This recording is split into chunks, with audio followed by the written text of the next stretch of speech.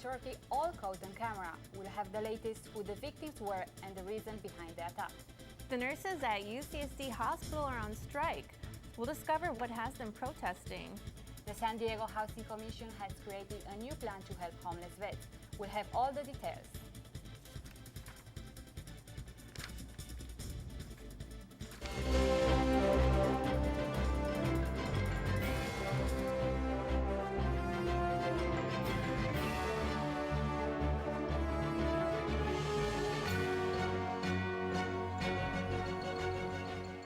Hello and welcome to Newscene. I'm Roxana Paul. And I'm Lily Koo. Thank you for joining us. A man accused of murdering his estranged wife, a then City College student, appeared in court this morning. 39-year-old Armando Perez representing himself. He is now requesting the representation of a lawyer, which was denied by the judge. Perez also requested the exclusion of the media in the courtroom. Perez's wife, 19-year-old Diana Gonzalez, filed domestic violence charges against him in 2010. The judge, in October 2012, her body was found in the men's bathroom in the M building at City College. The prosecutor in the case has requested that the jury take a trip to the crime scene. The trial will continue on through next week.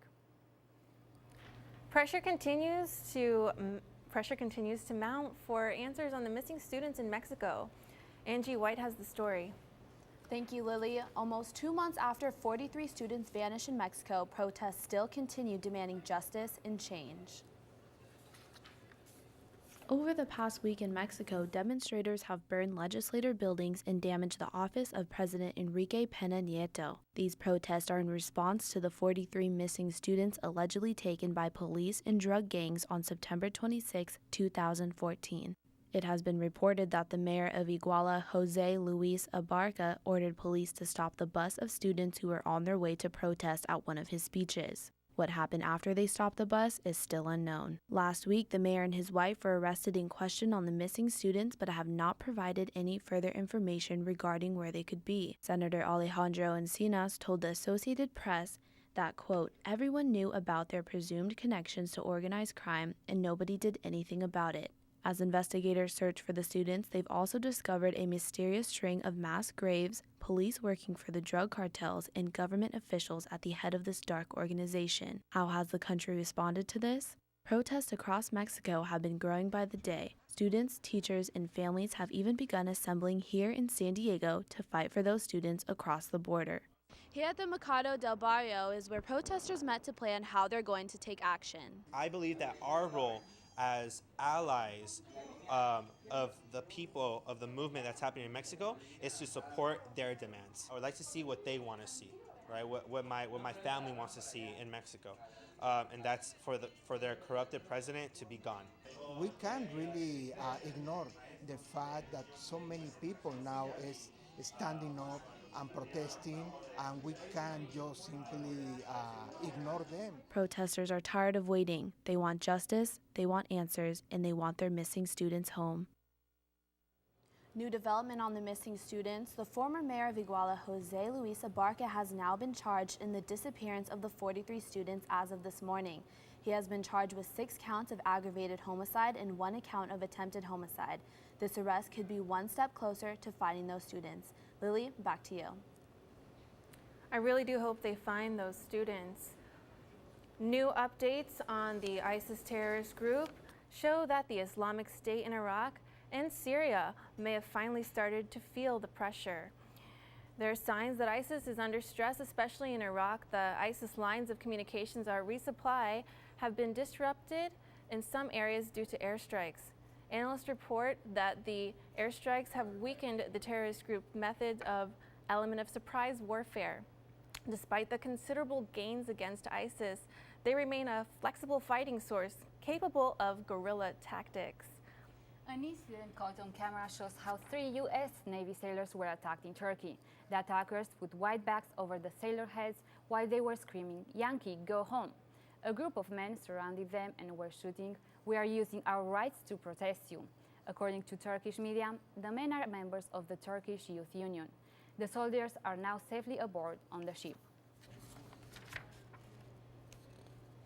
President Obama and China leaders have agreed on a new carbon emissions plan. No enforceable laws have actually been approved, but these talks pave the way for building regulations to pass in the future. The bill would cut carbon emissions into a third by the year 2030 in China and the U.S. Because the two countries are cooperating and agree that greenhouse gases pose a serious threat, many other nations are expected to take action towards environmental protection. Pope Francis is resigning the role of the U.S. Cardinal. Raymond Burke, the highest-ranked U.S. Cardinal, will now oversee the Knights of Malta. Burke is stepping into his new position as chaplain in the Catholic Church this week. The Pope's decision for demoting the Cardinal isn't unexpected. Burke's outspoken conservative view on the Church's more inclusiveness of homosexuals may have played a part. Francis saw his outspokenness as a culture war among Catholics that he wants to avoid. A Connecticut man has been charged with criminal negligent homicide after accidentally killing his son.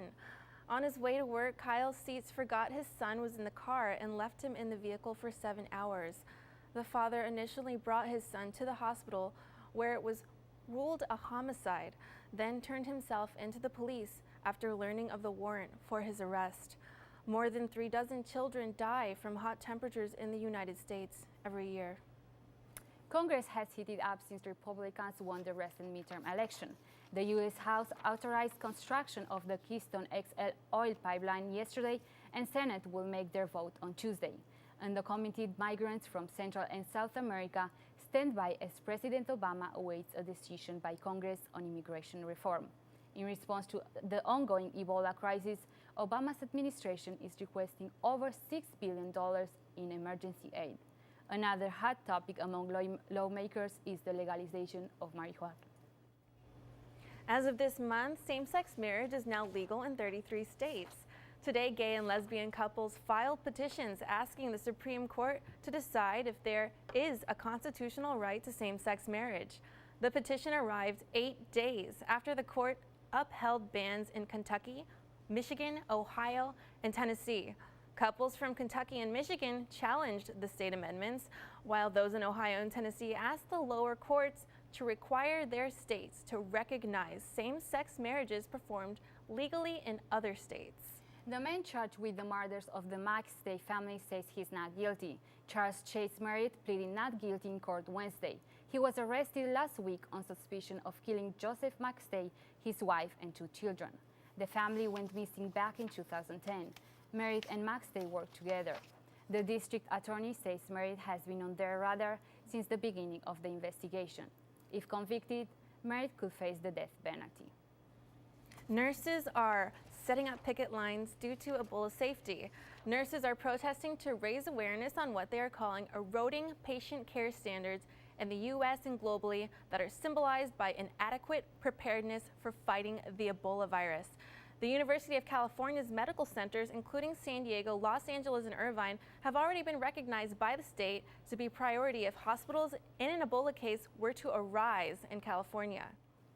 A $2,000 reward is being offered for information leading to the arrest of those responsible for the death of sea lions. 8 sea lions were shot in the past year, while 6 were shot in the past 6 months. All were so badly injured they had to be put to sleep. It is a federal crime to harm animals. Violations could lead to heavy fines and even jail time. For any leads on the shooting, please contact the police. The San Diego Commission has released their plan to give hundreds of homeless veterans a new home. The goal is to get 1,500 vets off the streets and into housing where they can also receive supportive services. The Housing Commission announced the plan on Wednesday to turn the Hotel Churchill in downtown into low-cost housing for vets. The overall plan will cost $70 million. The new housing is expected to be finished in February 2016. General Motors is facing controversy from their February recall. We'll have the latest next. 2 baseball players have been named the MVP this past season. Find out who they are after the break. I did not know that.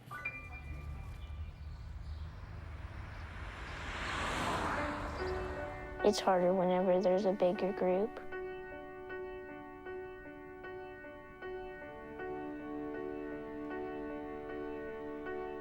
Pretty much a good day for me would be people leaving their hands off of me.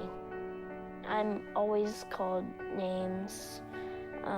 Everywhere that I go, there's always someone calling me names, calling me gay. I've been choked, thrown up against a wall, punched. Nobody's ever tried to help me.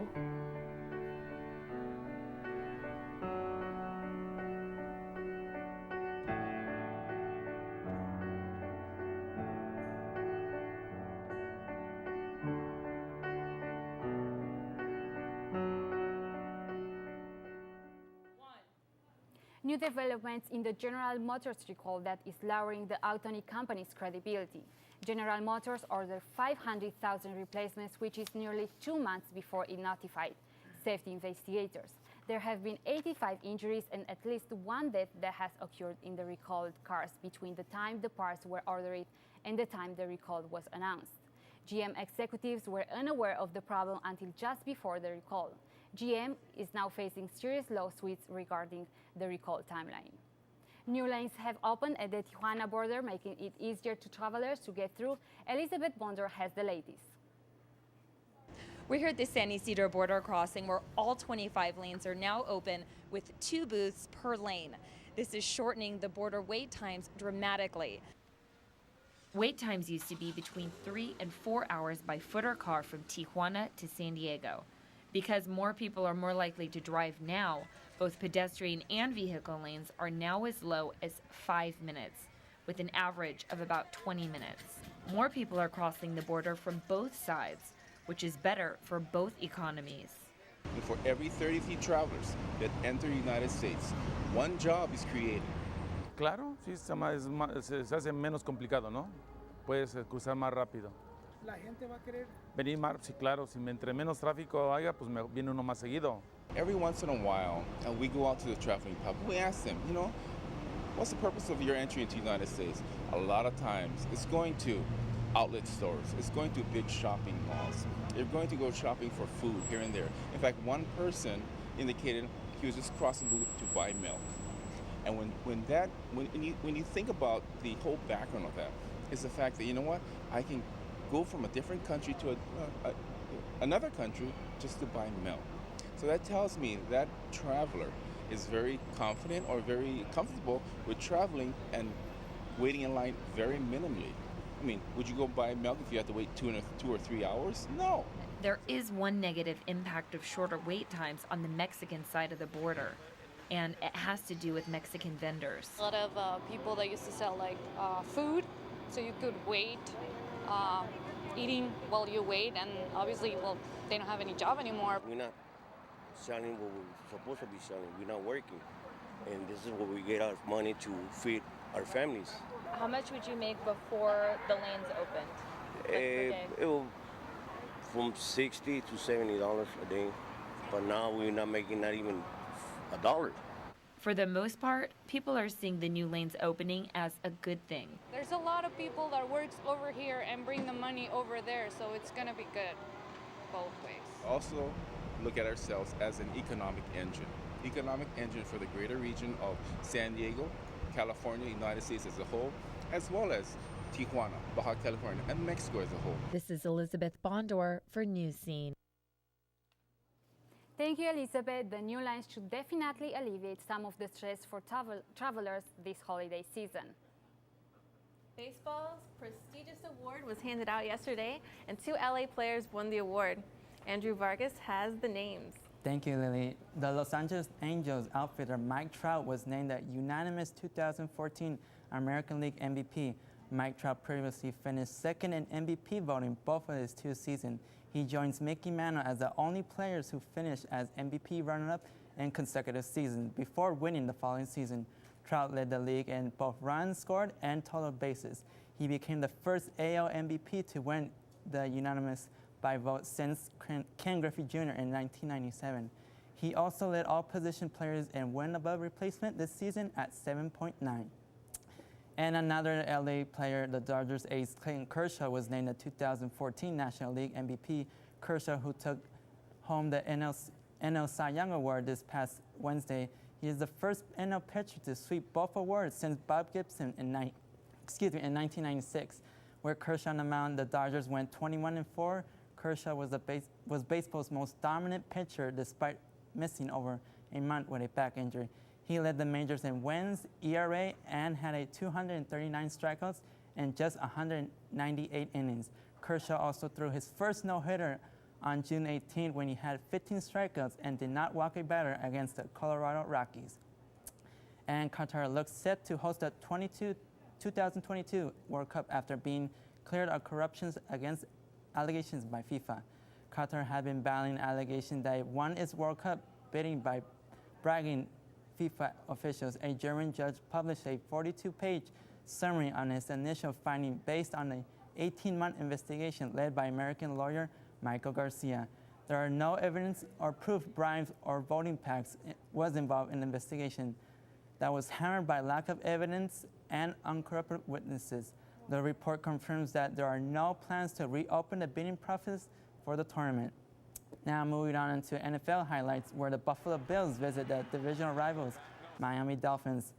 Not a lot of scoring happened this inning, but a lot of field goals. In the third quarter, Ryan Tannehill rolls out to his right and finds Brandon Gibson for the touchdown. The score will be 10-9 Dolphins. In the same quarter, Kyle Orton attempts a pass to Sammy Watkins, but in the play, Kyle Orton will be flagged for the intentional grounding. And that will be a safety. The score was 12-9. In the fourth quarter, Ryan Tannehill throws to Jarvis Landry. Landry looks like his knee is down before crossing the end zone, but the play was ruled a touchdown, score 19-9. In the same quarter, the Bills go for it on a 4th and 10. Kyle Orton throws the ball deep to a receiver, but could not find anyone. Tannehill was sacked 5 times in the game, but Dolphins managed to win the game. Final score 22-9 Dolphins. And now I just want to remind people that the Chargers play at the Q against the winless Raiders. Kickoff starts at 1:05. Well, let's hope that they make it through this losing streak and they start to do better. Yeah, indeed. How is Verizon getting into the holiday spirit? Stay tuned to hear what they're doing this holiday season.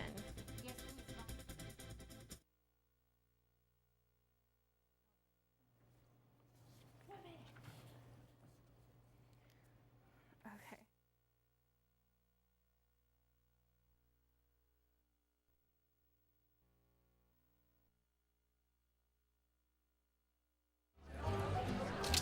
Oh, you got it. You know, since I got rid of my car, I really enjoy walking. Okay. Got it. No. Getting pulled over for buzz driving could cost you around $10,000 in fines, legal fees, and increased insurance rates. Oh, you're home early. You live with your mom? That'll set your game back a few years. Buzzed, busted, and broke. Because buzz driving is drunk driving.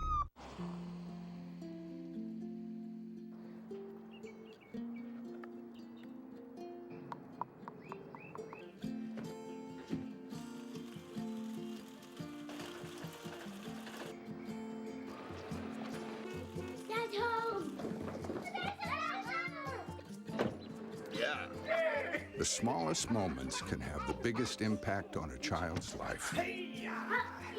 Take time to be a dad today. If you are one of the billion of users that check your Facebook or Google page daily, you might have noticed a new message asking for your help. Facebook and Google have both launched Ebola relief fundraising campaigns in order to help fight the disease. As of November 6th, if you will log into Facebook or use the Google search engine, you'll see a prompted message with your name on it, encouraging you to donate. And for every $1 you donate, Google and Facebook donate $2 for their own. A wireless company is getting into the holiday spirit this season. Verizon is declaring November 26th a Connection Day and will offer all mobile users an opportunity to connect with sites they love for free. Consumers have access to movies, TV shows, 30 minutes of Wi-Fi, and 7 days of free trial for Pandora. Anyone can get in on the Connection Day promotion by downloading the app on the Verizon website, even if they aren't using Verizon as their carrier. San Diego celebrates the Asian Film Festival this week. I've been to one of their locations to find out more about it.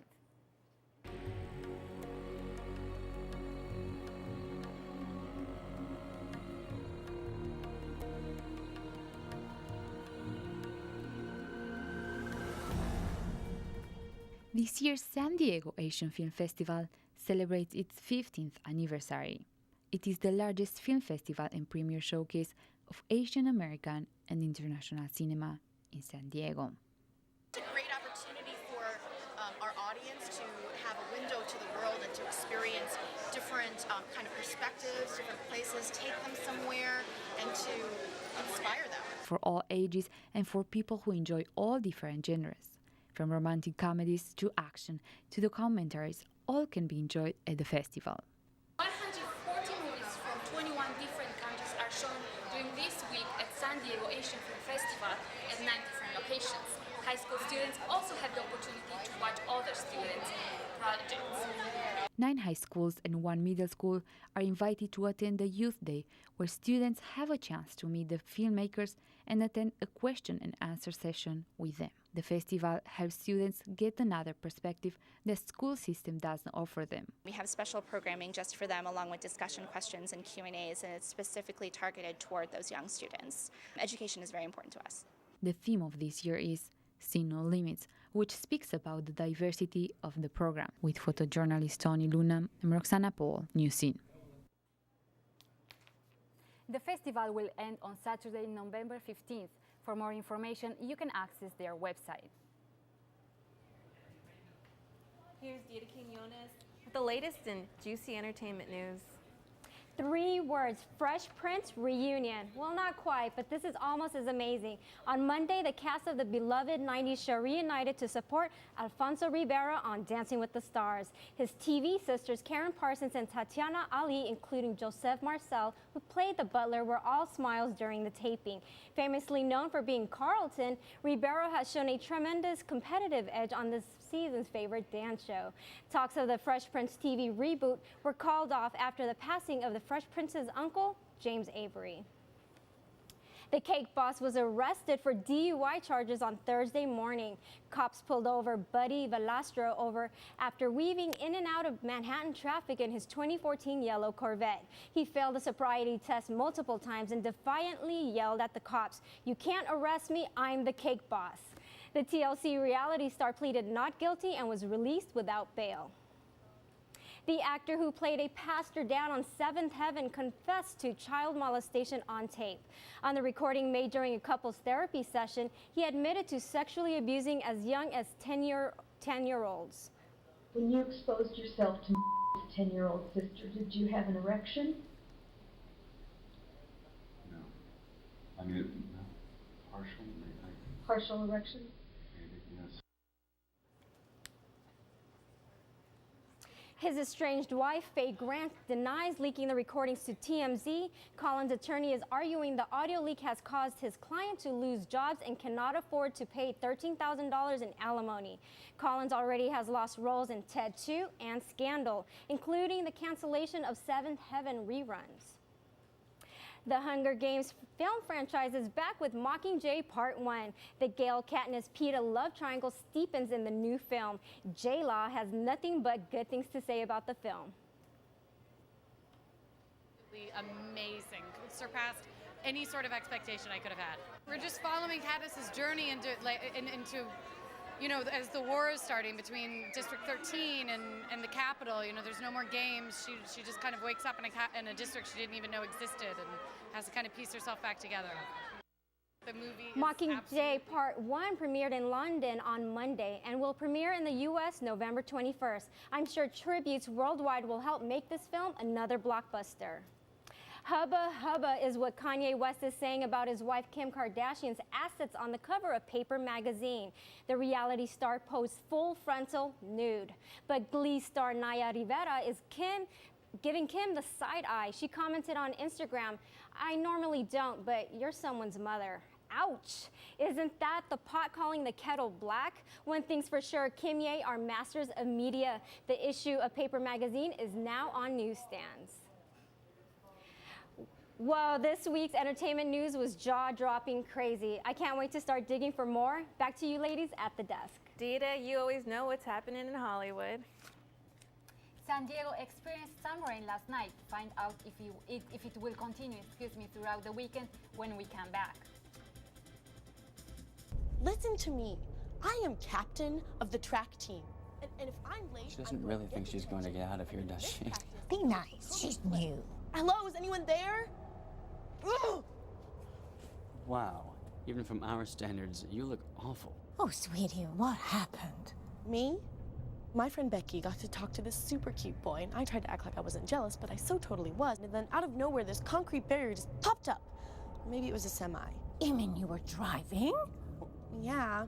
I mean, I know the whole eyes on the road thing, but this was a super important text. Maybe you have to know, Becky. Texting? Great. But it was only like 5 seconds, and I'm a really, really fast texter, so it wasn't even a big deal. Actually, has she texted me back yet? Wow, I get like no bars in this place. I wonder if they have Wi-Fi here.